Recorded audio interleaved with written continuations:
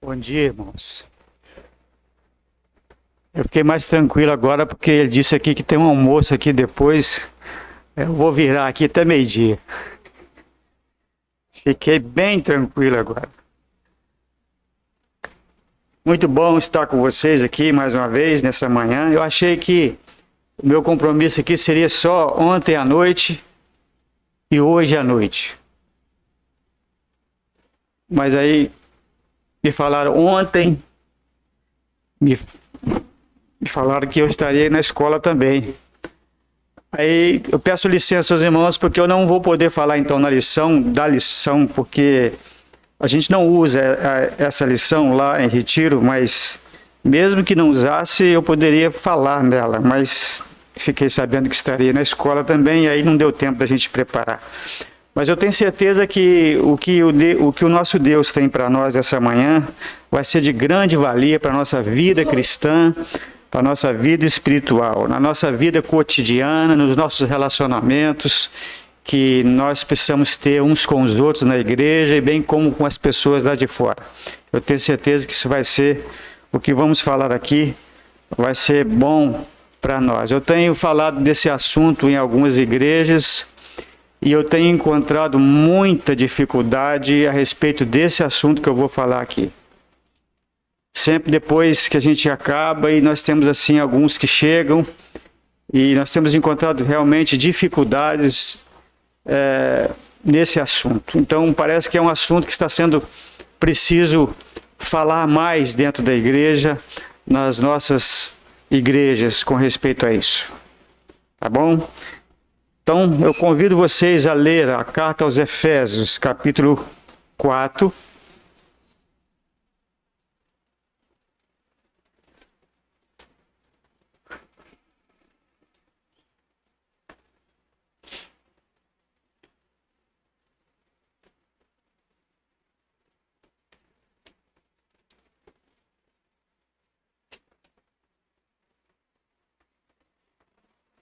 Antes de eu ler, eu queria só dizer que a carta aos Efésios, ela é uma carta dirigida aos santos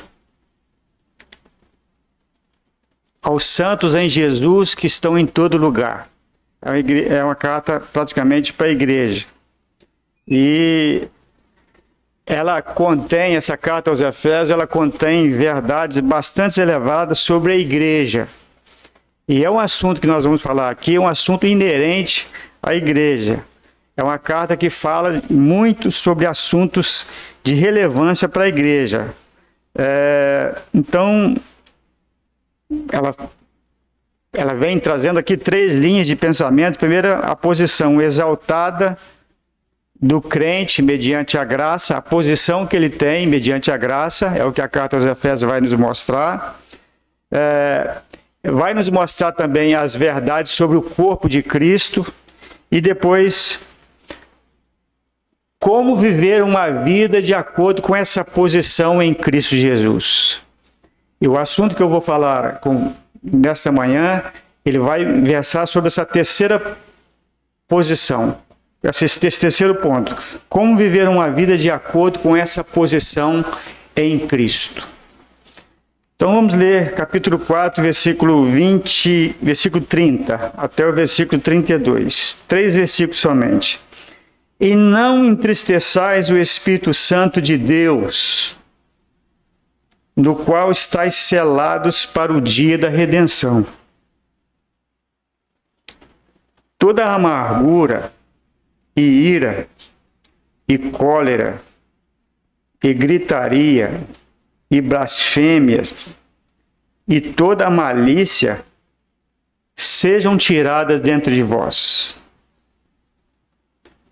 Antes sede uns para com os outros benignos, misericordiosos, perdoando-vos uns aos outros, como também Deus vos perdoou em Cristo. Eu não tenho condição aqui de falar sobre todo o texto, de falar sobre a benignidade que nós precisamos ter, sobre alguns pontos que os versículos mostram. Mas eu destaquei aqui apenas uma palavra para a gente aprender dela nesta manhã.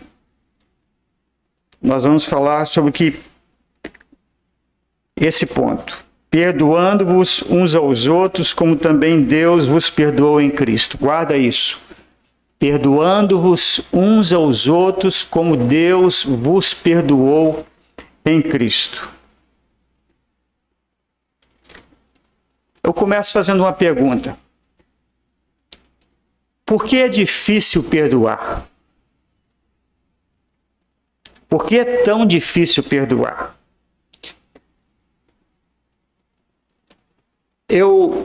Há pouco tempo eu li um artigo que dizia assim: o amor de Deus, o amor pelo próximo e o Espírito Santo. 3 pontos.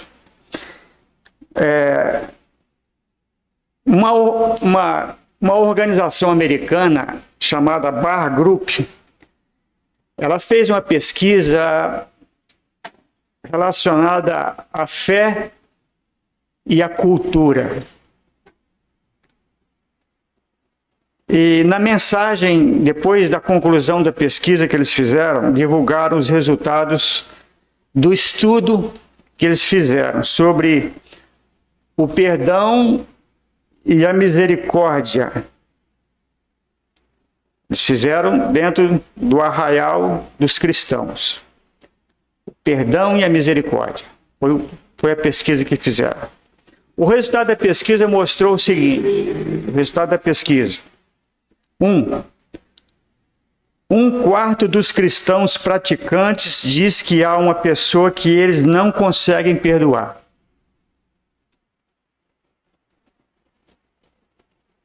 2, quase metade dos cristãos praticantes diz que a misericórdia não influencia os seus pensamentos ou as suas ações, ou eles não pensaram nunca a respeito disso.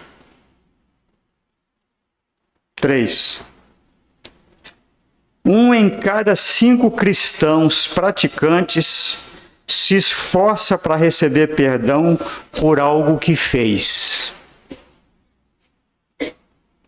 E 4, os cristãos, eles, como se estivesse fazendo uma conclusão, os cristãos ainda não lidam bem com o fato de certas pessoas merecerem perdão ou compaixão.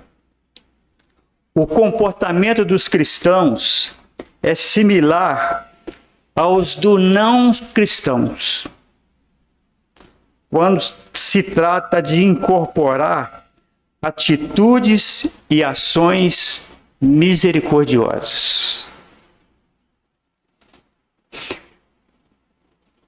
É até contraditório pensar que cristãos, ou seja, pessoas que foram alcançadas pela graça e entenderam que foram perdoadas pelo sacrifício do Senhor Jesus Cristo, terem dificuldade de perdoar.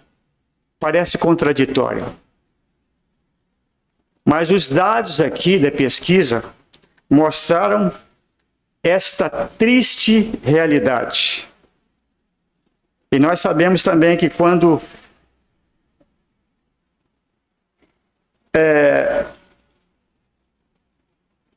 nós sabemos que essa questão do perdão é como eu perguntei no início, por que é difícil perdoar? O perdão, irmãos, é algo sobrenatural. Quando o Senhor Jesus ressuscitou dos mortos, assim que ele ressuscitou dos mortos, ele fez uma visita, ele fez a primeira visita aos discípulos. E quando ele visitou os discípulos, ele soprou do seu Espírito Santo e logo na sequência ele falou com eles. João 20, 21 a 23. Novamente Jesus disse: Pai seja com vocês. Assim como o Pai me enviou, eu vos envio. E com isso ele soprou sobre eles e disse: Recebam o Espírito Santo. E em sequência ele diz: se perdoarem os pecados de alguém, estarão perdoados. Se não perdoarem, não estarão perdoados.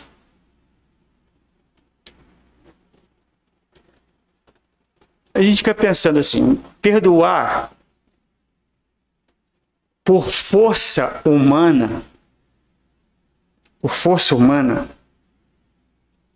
é muito difícil. Se eu perguntasse aqui, eu tenho certeza que vocês diriam, não é fácil. Segundo as nossas forças, é muito difícil perdoar. Quando alguém nos machuca, quando alguém fala mal de nós, quando alguém faz mal para nós, segundo as nossas forças, é difícil a gente perdoar aquela pessoa. Mas, irmãos, o perdão, conforme Paulo escreve aqui, ele tem a ver com a presença do Espírito Santo nas nossas vidas. Por isso, ele é algo sobrenatural. E ele tem poder enorme de libertação no âmbito espiritual. Eu vou falar um pouquinho sobre isso. O perdão ele tem um poder enorme de libertação no âmbito espiritual. Por quê? Quando nós não perdoamos, nós geramos algumas consequências para a nossa vida. Tanto na nossa vida espiritual, como na nossa vida prática, a nossa vida diária. Nós temos um texto na Bíblia que fala a respeito das consequências que se tem da falta do perdão. O Senhor contou a respeito de uma parábola, que está lá em Mateus, no capítulo 18, versículo 23 ao versículo 35. A parábola que o Senhor conta, ela começa dizendo que um rei, ele perdoou a dívida de um dos seus servos. Esse servo, ele clamou ao rei por misericórdia na questão da dívida dele. E ele foi perdoado. Na sequência, esse mesmo servo que foi perdoado pelo rei, ele cobrou sem misericórdia um dos seus conservos. Porque um dos seus conservos, ele clamou por misericórdia também àquele servo que tinha sido perdoado pelo rei. Porém, aquele servo que foi perdoado, ele não perdoou aquele conservo. E ele foi, diz o texto lá, a palavra que ele foi lançado, aquele servo, ele lançou aquele conservo na prisão, até que ele pagasse a sua dívida. Pois bem, a palavra diz que o rei ficou sabendo da situação, do ocorrido, e ficou indignado com a postura daquele servo. E o desfecho da história está lá no capítulo 18, versículo 32 e versículo 35 de Mateus. Então, o Senhor chamou o servo e disse, aquele rei, servo mau, eu cancelei toda a tua dívida, porque você me implorou. Você não fez o mesmo. Você devia ter tido misericórdia do seu conservo da mesma forma que eu tive misericórdia de você. E irado, diz a palavra que o seu Senhor entregou ele aos torturadores até que pagasse tudo o que ele devia. E a conclusão da parábola diz assim, assim também lhes fará meu Pai Celestial, se cada um de vocês não perdoar de coração a seu irmão. Existe um livro chamado Os Sobrenaturais Caminhos da Realeza. E nesse livro tem uma frase, tá bem em negrito lá, que diz o seguinte: viva o perdão e seja livre.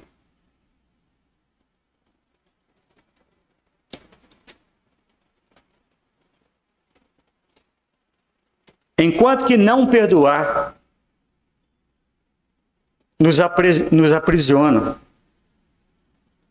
Quando nós perdoamos, Deus nos perdoa. E somos livres. No livro de Marcos, no capítulo 11, versículo 25, o Senhor fala assim: quando vocês estiverem orando, se tiverem alguma coisa contra alguém, perdoem, para que também o vosso Pai Celestial lhes perdoe os seus pecados. Uma das exigências básicas, irmãos, para a oração, uma delas, exigências básicas para a oração, para as nossas orações serem atendidas, é termos um espírito perdoador. Essa é uma das exigências básicas para orarmos, para falarmos com Deus. É termos um espírito perdoador.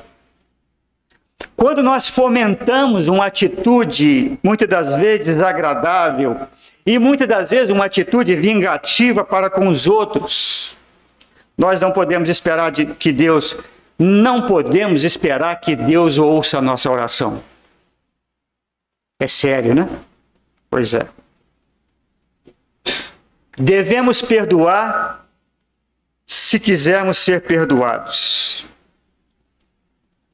Deixa eu explicar aqui, isso não se refere ao perdão judicial de Deus dos pecados. Quando nós nos convertemos, isso é rigorosamente uma questão de graça pela fé. Nós somos perdoados, não precisou de fazermos nada. Esse tipo de perdão é um perdão judicial de Deus, pela graça de Deus. Mas o perdão que está em tela aqui no capítulo 11 de Marcos, versículo 25, se refere-se a um perdão, é uma conduta paternal com Deus, uma conduta, um relacionamento, uma comunhão paternal entre os filhos de Deus e Deus. E se nós não conseguimos perdoar, se nós não temos um coração perdoador, se nós guardamos mágoa no nosso coração, nós não conseguimos chegar para Deus e dizer: Senhor, Pai, perdoa, Pai, nós não conseguimos. Um espírito muitas das vezes não perdoador, um espírito rancoroso, ele quebra a comunhão com Deus, ele quebra a comunhão com o Pai Celestial e impede o derramamento das bênçãos de Deus sobre nós.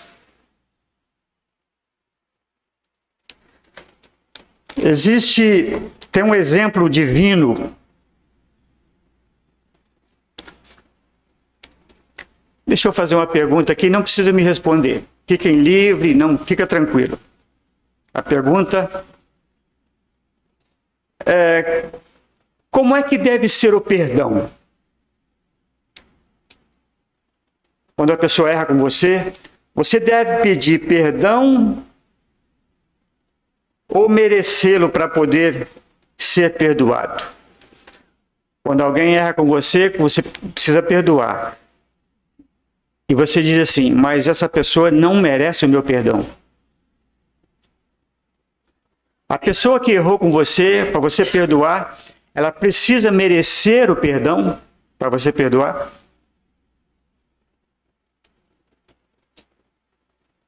Sede uns para com os outros benignos, misericordiosos, perdoando-vos uns aos outros, como também Deus vos perdoou em Cristo Jesus. Devemos perdoar como Deus nos perdoou. Antes, sede uns para com os outros benignos. Sede compassivos, perdoando-vos uns aos outros, como Cristo vos perdoou. O texto bíblico aqui diz que o perdão, esse perdão, essa reconciliação horizontal que é entre nós, ela deve seguir o exemplo daquilo que Deus, em Jesus, Ele praticou para conosco. Esse relacionamento nosso tem que ser o exemplo daquilo que o nosso Deus fez em Jesus Cristo, que Ele praticou em Jesus para conosco. Então, basta assim a gente perguntar: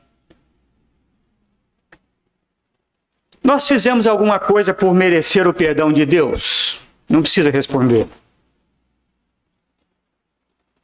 Ah, não. Não. Resposta é não. Nós não fizemos nada para merecer o perdão de Deus. Então, o nosso ofensor, ele também não precisa fazer por merecer. Só perdoa, eu não perdoo ele porque ele não merece. O nosso ofensor, ele não precisa fazer por merecer. O perdão é um ato de misericórdia. O perdão é um ato de compaixão. Nada tem a ver com merecimento. O apóstolo Paulo ele falou aos Efésios que o perdão é fruto de um coração compassivo e benigno. O perdão ele flui da benignidade do nosso coração. E não por haver ou não benignidade no ofensor, mas é fruto da benignidade do nosso coração. O Senhor Jesus disse que se você souber, estava falando com os discípulos, se souber que alguém tem algo contra... Ele falou, se souber que alguém tem algo contra mim, eu devo procurá-lo para reconciliar. Mesmo se tal pessoa que me ofendeu não me procurar ou nem mesmo quiser falar comigo, eu tenho que ter a iniciativa, eu tenho que procurar tentar resolver. Sabe por quê, irmãos? Porque Deus ele ofereceu um perdão gratuito a todos, independente de qualquer comportamento. Ele é o nosso exemplo.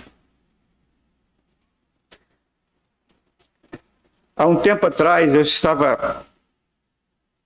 eu não gosto de citar muitos exemplos particulares, mas isso não é para mim, é para a glória de Deus. Eu estava na igreja e um outro jovem chegaram, um jovem chegou para mim e disse assim, nós vamos fazer isto. Eu falei, eu acho que você não devia fazer, isso não convém. Não, mas eu já falei com alguns e nós vamos fazer. Aí, e fizeram mesmo, e fez mesmo. E eu disse depois para um outro irmão, aquele jovem fez isto e descumpriu uma ordem da igreja. Como é que... Não, o outro irmão disse, não, ele precisa ser corrigido, não pode ser assim. Então, nós chamamos aquele jovem, depois que ele tinha feito, depois que fez, cometeu a ação, quando ele, um dia, na próxima reunião, ele sentou no banco, nós conversamos com ele,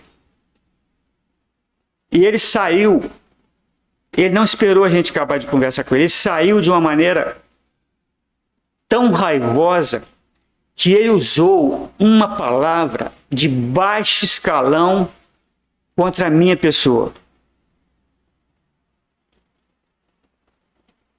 Aquilo bateu no meu coração e eu senti, e passou o domingo, se foi num domingo, passou o domingo todo, e eu fiquei incomodado com aquilo, com aquele jovem, E isso vai prejudicar aquele jovem, a sua fala vai prejudicar.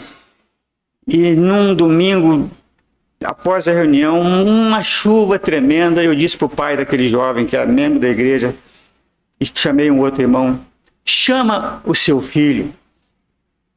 Chama o seu filho.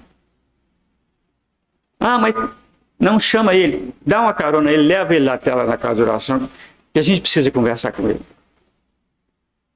E lá eu expus para ele e disse para ele, meu querido, você não pode ficar assim. E eu vou te dizer uma coisa. Se eu errei com você, eu te peço perdão. Porque você precisa estar cuidando da sua vida cristã. Aquele jovem, ele estava tão ruim espiritualmente, que ele remoía para lá, ele remoía para cá, e a ofensa foi dele. Mas, contanto, para eu tentar ganhar aquele jovem, manter a vida cristã dele, eu pedi perdão a ele por algo que eu não cometi, mas pedi perdão. E um irmão virou para ele e disse assim, meu jovem, você precisa perdoar. E no final, depois de muito esforço, mas muito esforço mesmo, ele disse assim, então eu te perdoo. Tá bom, meu irmão, vamos caminhar na vida cristã. Irmãos, o perdão é uma atitude de misericórdia. Se eu não tivesse misericórdia por aquele jovem, talvez ele nem apareceria na igreja mais ou ficaria um tempo sem aparecer. É uma atitude de misericórdia. Certa ocasião, o apóstolo Paulo, ele quis saber o limite o apóstolo Pedro, ele quis saber o limite de vezes que existe para perdoar alguém. E ele foi surpreendido pela resposta do Senhor Jesus Cristo que lhe deu. O Senhor Jesus deu uma resposta para ele. Então Pedro aproximou-se mais do Senhor e perguntou, Senhor, até quantas vezes o meu irmão pecará contra mim e eu devo lhe perdoar? Parece que Pedro estava um pouco saturado com alguma coisa. Até quantas vezes o meu irmão vai errar contra mim e eu devo lhe perdoar? Até 7 vezes? O Senhor Jesus respondeu, não, eu não te digo até 7 vezes, mas até 70 vezes. Eu penso assim, parece que o Senhor Jesus, até 70 vezes. 70 vezes 7, né? 70 vezes 7. Está lá em Mateus 18. Com esse texto, a gente vê o Senhor, quantas vezes Deus já nos perdoou, né? Pensando que com esse texto aqui, o Senhor declarou que mesmo se alguém repetir a sua ofensa contra você por 490 vezes, ainda deve ser perdoado. Na verdade, os comentaristas bíblicos, eles entendem que Jesus ele não estava prendendo-se a um número de 490 vezes. Jesus ele não estava se prendendo a um número, mas ele estava tentando remover o limite imposto na mente dos discípulos para poder perdoar. Eu fico pensando, o que seria de nós se tivesse um limite para Deus nos perdoar? Vamos colocar aí 490 vezes. Você pecou 490 vezes, pronto. Deus te perdoou 490 vezes. Acabou o limite. Você pecou 491 vezes, já era, você está no inferno. Você já pensou se Deus tivesse um limite para ter misericórdia de nós? Quantas vezes Deus já me perdoou? E você faça essa mesma pergunta aí. Quantas vezes Deus já me perdoou? E eu fico pensando o que seria de nós se Deus não tivesse misericórdia de nós. Quantas vezes Deus já nos perdoou, irmãos? Quantas mais Ele vai nos perdoar?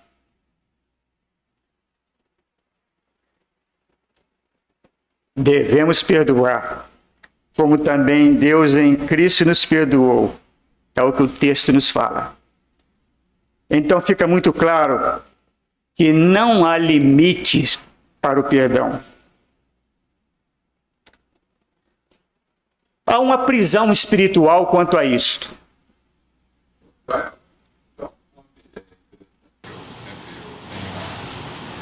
Percebi nesse sentido, baseado em Mateus 18, é que o interessante é que o ofensor saiba que ele ofendeu. Porque às vezes nós temos mágoa de alguém, e por algo que nem aconteceu. Entendeu? Por exemplo, eu tinha um vizinho lá e ele era chateado, ele estava chateado comigo por alguma coisa que alguém falou com ele. Mas não aconteceu daquele jeito. Então quando ele declarou para mim que estava magoado por causa disso, aí eu expus, ele esclareceu o ponto, não tinha acontecido nada daquilo. Alguém falou com ele. Algo eu teria falado, entendeu? Não sei se está conseguindo entender. Então, o bom é que o ofensor saiba que ofendeu. Mateus 18, se o teu irmão pecar contra ti, vai e repreende entre ti e ele só. Então, eu tenho entendido que o ofensor tem que saber que ofendeu. Ele tem que saber que ofendeu. Porque pode dar a oportunidade dele de pedir perdão. Mas se ele não pedir perdão, nós temos porque o perdão está em nós, não está no ofensor. Então eu acho que isso é importantíssimo, o ofensor saber que ofendeu. Então nesse caso, eu lá estava chateado comigo por algo que eu não fiz, porque alguém falou com ele. Percebe? Então quando ele falou, ele teve vontade de falar comigo, reclamar comigo sobre isso, a gente poder reatar a comunhão. Por quê? Porque ele ouviu a história, então nós temos muito cuidado. Vamos ver se a gente consegue desenvolver isso aí. Entendeu? Vamos ver se a gente consegue desenvolver. Cada um deve ter um fato para contar aqui, né? Cada um deve ter um fato para contar. Irmãos, dentro desse aspecto, há uma prisão espiritual ocasionada por reter o perdão. Isso é sério, porque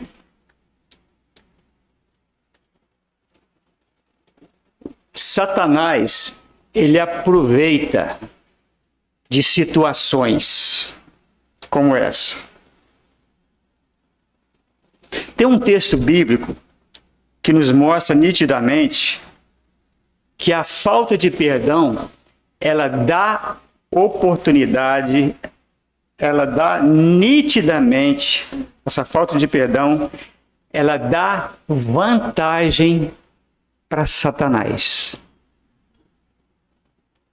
Ela dá vantagem para Satanás. Paulo, quando ele escreveu ao 2 Coríntios, capítulo 2, versículo 10 e 11, ele diz para a igreja: a quem perdoais alguma coisa, também eu perdoo. Porque, de fato, o que tenho perdoado, se alguma coisa tenho perdoado, por causa de vós, o fiz na presença de Cristo, para que Satanás não alcance vantagem sobre nós, porque nós não ignoramos os seus desígnios. Paulo sabia que se não houvesse o perdão, Satanás iria aproveitar da situação.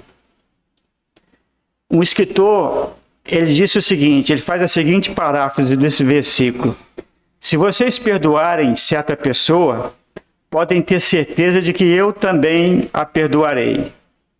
E na medida em que há algo de pessoal a perdoar, eu a perdoo como diante de Cristo. Paulo está deixando clara aí a sua comunhão total com os coríntios no perdão do ofensor arrependido. No perdão do ofensor arrependido. Se existia alguma coisa a perdoar, dentro do contexto aqui que eu li para vocês, ele havia perdoado por amor aos coríntios e como que na presença de Cristo. E essa ênfase que ele dá aí em 2 Coríntios sobre... é um texto que fala sobre disciplina. Tá? Essa ênfase que ele dá sobre a disciplina eclesiástica, a disciplina que a igreja faz, ela indica realmente a importância dessa medida. No entanto, esse é um assunto, muitas das vezes, praticamente esquecido por muitas igrejas de hoje.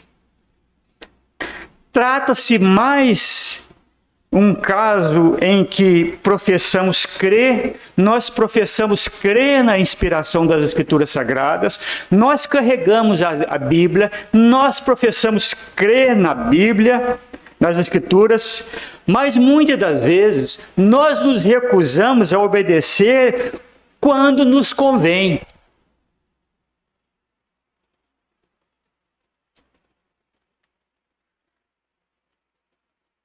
E no versículo 11 ele diz lá, ele fala aqui como é que é perigoso para uma igreja ser omissa na aplicação da disciplina quando essa é necessária. E como também é perigoso a igreja não exercitar o perdão quando há arrependimento sincero. E ele fala, quando ele fala sobre Satanás está sempre pronto a interferir em tais situações e usar as suas artimanhas. No primeiro caso, ele destrói o testemunho de uma igreja que tolera o pecado, se a igreja não aplicar a disciplina no erro. Ele destrói o testemunho de uma igreja que tolera o pecado. No segundo caso, quando alguém pede o perdão e a igreja não perdoa, o irmão arrependido, com grande tristeza, caso a congregação, a igreja não o restaure, Satanás ele não consegue destruir pela imoralidade, ele vai tentar causar estragos pela tristeza daquele crente, tristeza desmedida daquele crente do arrependimento. Ele arrependeu, mas ele não alcançou perdão. E Satanás aproveita dessa situação. Então nós precisamos ter muito cuidado com respeito à igreja, no trato dessas coisas. Pois bem, o texto, nós falamos,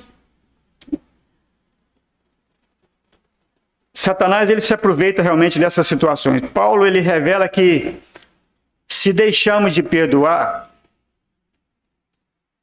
quem vai aproveitar da situação é Satanás, o nosso adversário. Ele disse ainda aqui no texto que não ignorava as maquinações do maligno. Em outras palavras, ele está dizendo aqui que justamente por saber como o diabo age, na falta de perdão, é que ele não podia deixar de perdoar. Nós precisamos entender que Deus, ele não é engrandecido quando nós não perdoamos. Quem é engrandecido quando nós não perdoamos é as trevas. Interessante está comentando, porque o próprio Senhor Jesus Cristo, no texto que você fez menção, quando ele fala, se você pegar o começo do versículo, ele vai dizer assim: Se ao apresentares a tua oferta no altar e lembrares que o teu irmão tem algo contra ti, deixa a tua oferta e vai reconciliar-te com ele. Ou seja, sem perdão não existe adoração. Sem perdão, o crente não tem nem acesso a... Claro que a gente tem acesso a Deus, guardadas as devidas proporções, do que eu estou querendo dizer, mas a nossa adoração ela não é perfeita porque algo está errado. A gente precisa estabelecer o processo de perdão.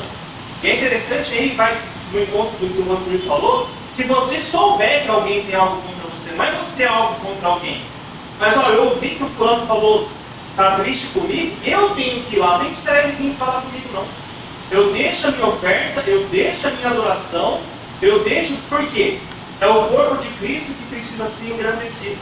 Porque quando não tem processo do perdão, como você comentou, o inimigo ele usa essa brecha para dividir a igreja, para destruir a igreja, para separar famílias, para separar a membresia. Então é muito importante esse processo de perdão e vai justamente nessa... Olha, a adoração ela precisa ser feita com harmonia. E se não tem harmonia, reconcilia. Depois vem e adora o Senhor. Nós temos hoje, nos nossos dias, igrejas que estão encharcadas com esse problema. O que você falou está dentro até na sequência aqui, mas eu agradeço a sua ajuda. Legal aí. Deixa eu fazer uma pergunta aqui. Agora vocês podem responder.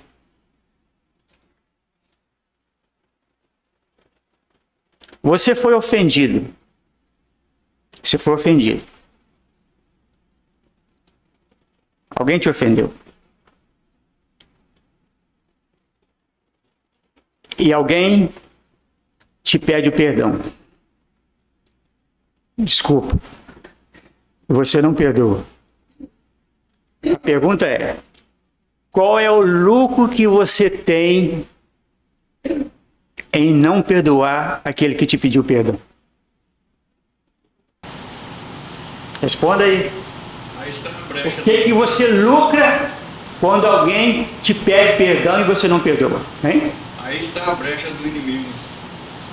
É o que acontece com o devedor do rei. Ele é lançado, ele é preso. Né? Tem uma colocação de um filósofo muito interessante que ele fala: quando nós perdemos alguém, a gente fica prisioneiro daquele alguém. Isso. Fora de madrugada, com aquele alguém do lado. Ah, mas, rapaz, você está tirando o meu estudo aqui. Você copiou o meu estudo, assim, espiritualmente. Irmãos, até mesmo quando você não perdoa, ou você não perdoa, ou não aconteceu o perdão ainda, ou não aconteceu o não perdão, o ofensor, ele pode estar espiritualmente preso. Aquele que te ofendeu, ele está espiritualmente preso. O único que lucra com isso é Satanás. Por isso que eu fiz a pergunta. Qual é o lucro que você tem quando você não perdoa? O único que tem o lucro disso é Satanás. Porque ele passa a ter autoridade na vida de quem decide alimentar a ferida do ressentimento e da mágoa. A Bíblia ela nos ensina que não devemos dar lugar ao diabo. E que ele anda em nosso derredor, rugindo como leão, buscando a quem possa tragar. E que devemos resisti-lo. E como é que nós vamos resisti-lo se nós não temos um coração perdoador? Mas quando nos recusamos a perdoar, nós estamos deliberadamente quebrando todos os mandamentos.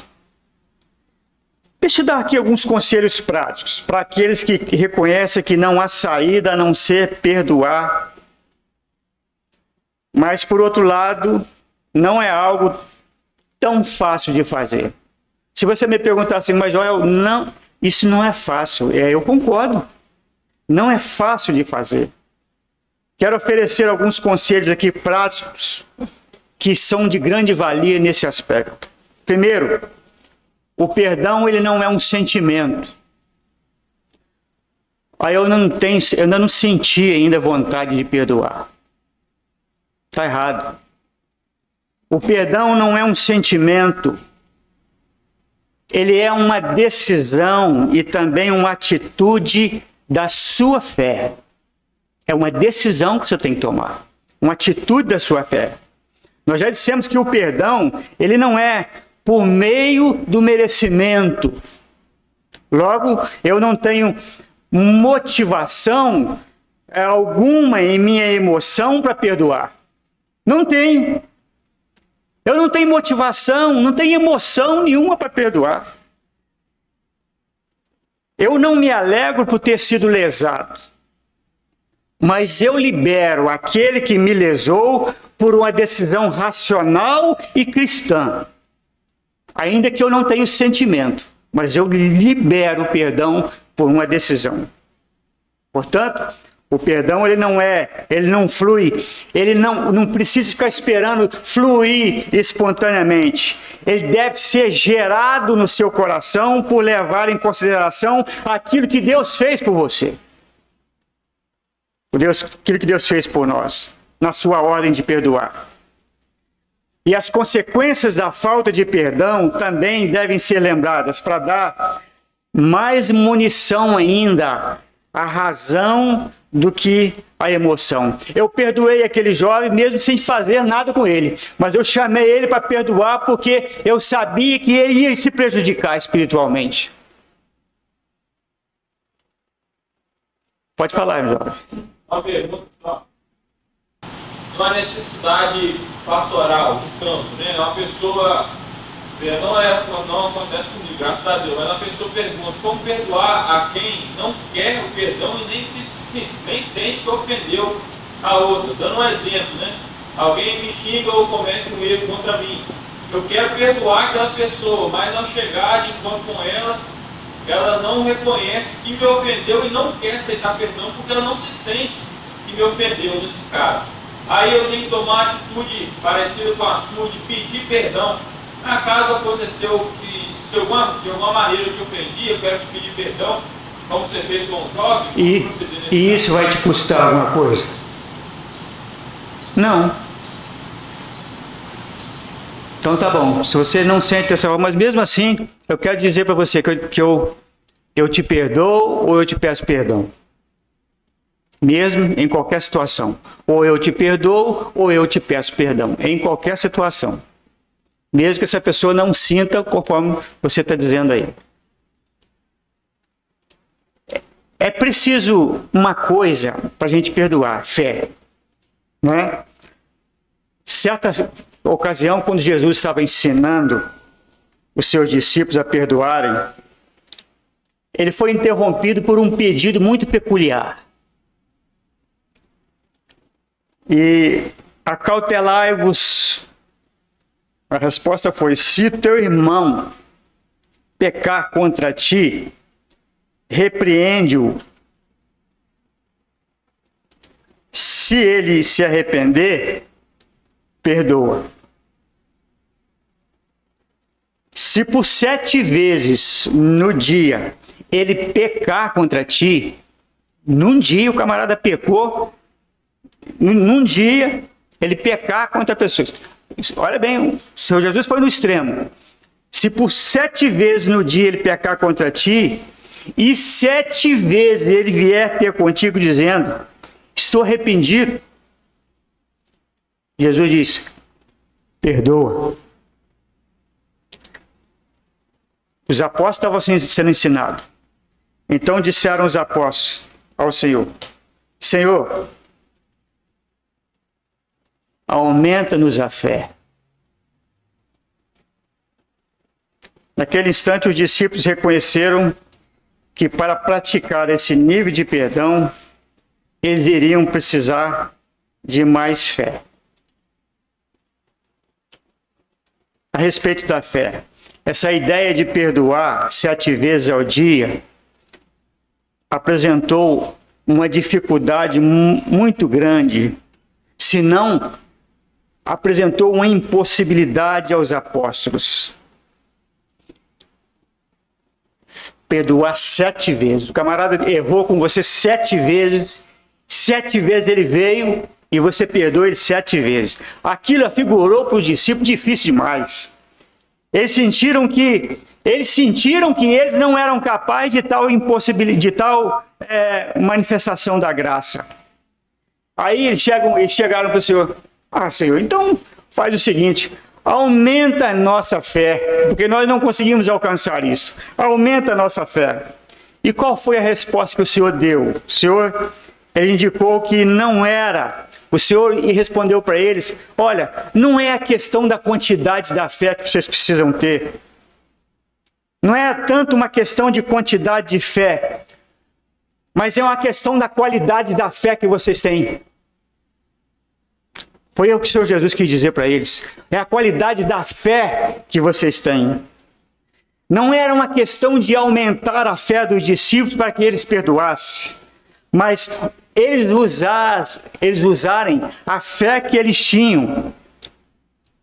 Aquele orgulho, aquela presunção, é aquela opinião demasiadamente boa que a gente tem de nós mesmos, né? Nós somos bons. Não, é aquela opinião que a gente tem de nós. Quando a gente tem essa opinião, irmãos, é difícil perdoar. Quando a gente tem essa presunção, esse orgulho, opinião demasiadamente boa sobre nós mesmos, e nos impedem de perdoar, às vezes, os nossos irmãos. Se a fé, Jesus quando respondeu para aqueles discípulos, se a fé que vocês têm de um grão de mostarda, se ela pode arrancar uma moreira e transportar para o mar, muito mais facilmente pode nos dar vitória, essa fé, sobre a dureza e a falta de quebrantamento que nos impedem de perdoar o irmão indefinidamente. Essa fé não é questão de tamanho da fé, é questão de qualidade de fé, é questão de aproximação de Deus a cada instante. É necessário crer que Deus é justo e que Ele não nos pede mais do que aquilo que nós podemos dar. Se Deus nos pediu que nós perdoássemos, Ele vai nos socorrer, Ele vai nos dispensar graça no momento em que nós tivermos uma atitude de perdão. Ele vai nos dispensar graça. Eu pensei assim, depois que eu perdoei aquele jovem, rapaz, o camarada me usou uma palavra difícil comigo. Ele me colocou no chão. E até o dia, até a noite, eu preciso ir àquele jovem e preciso pedir perdão a ele, perdoar, fazer tudo que ele quer para liberar ele. Mas sabe o que fez isso em mim, irmãos? Eu não. Era a graça de Deus.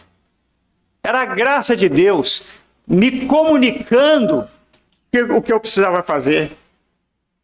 O Senhor, se você tem essa dificuldade no seu coração, peça ao Senhor que Ele vai te socorrer, Ele vai te dispensar a sua graça no momento e você vai ter essa atitude de perdoar ou de pedir perdão. Muitas vezes o perdão precisa ser renovado, ele precisa ser renovado. Depois de declarar alguém perdoado, o diabo, que não quer perder o domínio da situação, ele vai tentar renovar a ferida de novo. Ele vai tentar fazer. E você precisa renovar isto. Renovar essa atitude de perdão. É preciso tomar uma decisão de esquecer o que houve e renovar somente o perdão. Cada vez que aquela dor que alguém nos ofendeu, ela bate em nós, você declara novamente o seu perdão. Fala com Deus. Ore abençoando o ofensor. Lute contra a mágoa. Irmãos, eu tive um tio, 2 tios.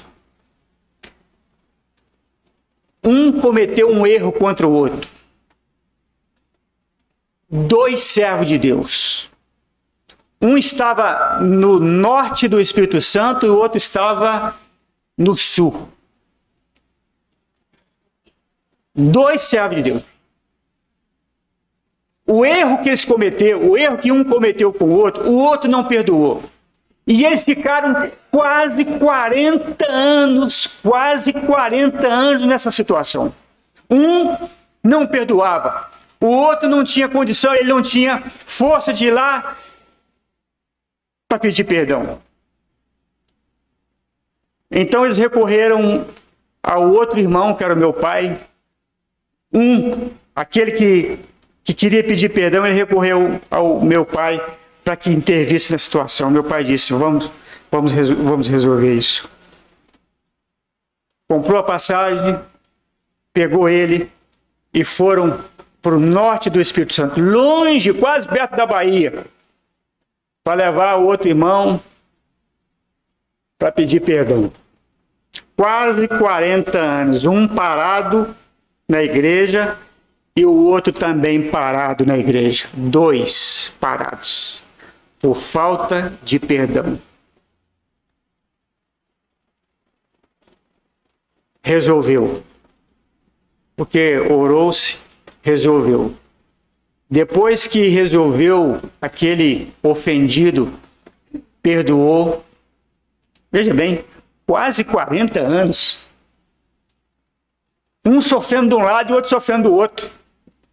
Quando o outro perdoou, as coisas, tudo bem, resolveu.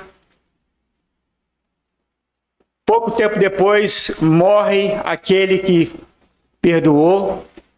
E pouco depois, também, aquele que foi pedir perdão morreu.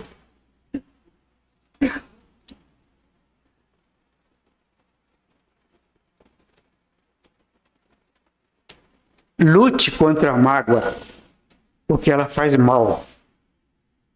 É importante ver os ofensores como um conselho aqui. Veja os ofensores como vítimas. Isso é especial, algo que eu vejo. É especial porque eu vejo isso em Jesus lá na cruz. Jesus dizia, aqueles que estavam ofendendo ele, crucificando ele, matando ele, e Jesus dizia, Pai, perdoa eles. Mas não foi só isso não. O Senhor Jesus disse para o Pai, perdoa eles, Pai, porque eles não sabem o que estão fazendo. Em vez de olhar para eles com uma atitude de punição, de castigo, Jesus olhava para eles e enxergava neles que eles estavam sendo vítimas. Vítimas. Você deve orar por aquele pelo seu ofensor. Quando aqueles homens que estavam crucificando o Senhor Jesus Cristo, eles estavam em cegueira e estavam em ignorância espiritual, debaixo de uma influência maligna, sem nenhum discernimento do que eles estavam fazendo, de quem estavam de fato matando. Eram vítimas de todo um sistema que os tinha afastado de Deus e da revelação das Escrituras Sagradas. Eles eram vítimas de todo esse sistema. E ao reconhecer que eles que eram vítimas, em vez de alimentar dó de si mesmo, Jesus ele teve compaixão deles e perdoou eles. Eu acredito que esse é um princípio para o perdão fluir de uma maneira bem leve. Assim como o Senhor Jesus fez, deixando o exemplo, nós temos outros exemplos na Bíblia. Estevão, um homem de Deus, mártir do cristianismo, ele estava ajoelhado, sendo apedrejado, e ele dizia, clamou em alta voz e disse, Senhor, não lhes impute esses pecados, porque eles não estão sabendo o que eles estão fazendo. Quando você começa a enxergar as misérias da vida espiritual do seu ofensor, daquele que te ofendeu, ao menos a que manifestou no momento de te ferir, naquele momento, e você canaliza o amor de Deus por ele, como você também necessita do amor divino, ao chegar arrependido em busca de perdão, a coisa mais fácil é perdoar. É perdoar. Eu quero encerrar e dizer que o perdão, ele é a faxina da alma. O perdão é a cura das memórias. Ele é a asepsia do coração. Ele é a faxina. Quando nós perdoamos, nós faxinamos a nossa alma.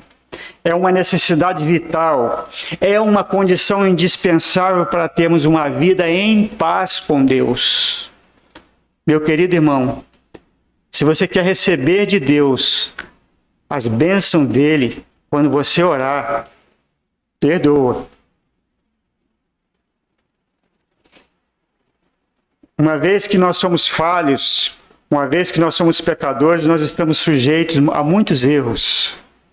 E por essa razão nós temos um motivo de queixa. Muitas das vezes, por qualquer coisa, nós temos motivo de queixa de uns para com os outros. Qualquer coisa, nós queixamos de uns para com os outros. As pessoas nos decepcionam e nós também decepcionamos as pessoas.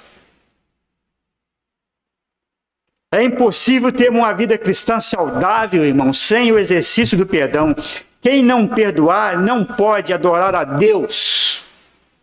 Ele não pode prestar, é o comentário que o irmão usou ali. Ele não pode adorar a Deus. Ele não pode nem sequer trazer a sua oferta para o altar. Quem não perdoa tem as suas orações interrompidas e nem mesmo pode receber o perdão de Deus naquele aspecto paternal. Quem não perdoa adoece fisicamente, emocionalmente e espiritualmente. Eu levei uma irmã no hospital há um tempo atrás que não perdoava um irmão, já idoso. Ela não perdoou ele por uma palavra que ele usou. E ela estava doente, estava machucando ela. Eu falei, irmã, eu estou vendo que está te machucando. Ela estava parece que ela estava mais doente do que aquele irmão que estava internado no hospital. Vamos fazer uma coisa, eu vou te levar lá no hospital e você vai pedir perdão àquele irmão.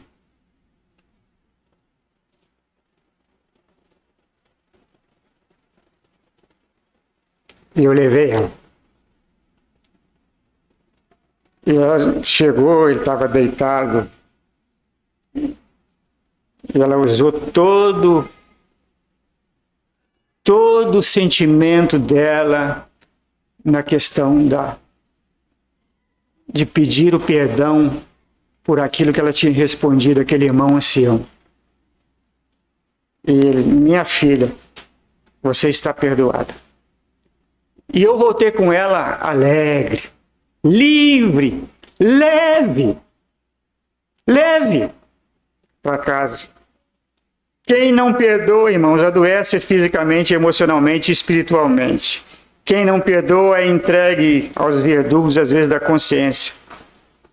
O perdão é uma questão de bom senso. Quando nós nutrimos mágoa no coração, nós tornamos-nos escravos do ressentimento. A amargura, ela laça em nós e as suas raízes vão produzir em nós frutos malditos de perturbação e de contaminação. Vamos ficar perturbados. Uma pessoa magoada, ela vive perturbada e ainda... Estou encerrando, irmãos. Já estou encerrando. Uma pessoa magoada, ela vive perturbada e ainda contamina a pessoa à volta dela.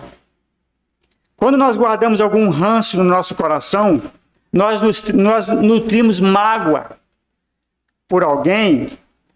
Quando nós nutrimos mágoa por alguém, nós convivemos com aquela pessoa. Aquilo que você falou, Tui.